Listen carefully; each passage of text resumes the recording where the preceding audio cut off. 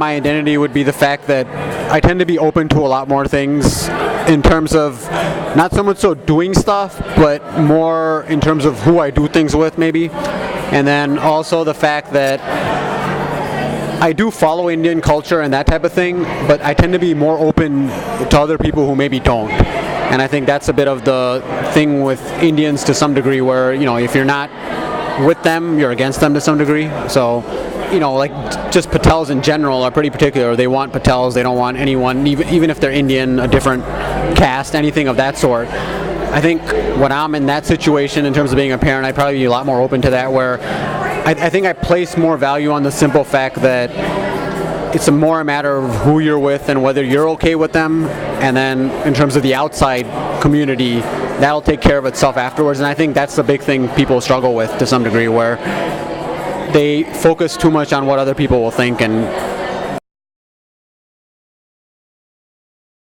I watch a lot of Hindi films. I probably listen to more Hindi music than I do even American music. I understand Hindi, which helps. I think that's a big key in terms of watching and even listening to Hindi music. I mean, in general, people even who don't understand Hindi music like the beats and everything, so they'll listen to it.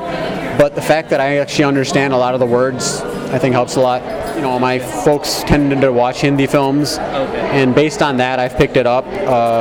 That's all I could say. Otherwise, and I didn't hang around very many Indian people when I was young either. Okay. So I'm assuming it all comes just from watching Hindi films. A family, Bollywood, spicy food, gossip, to some degree, portrayal of what people like to see more than what reality is. My typical example with that would be the simple fact that how well do parents actually know their kids?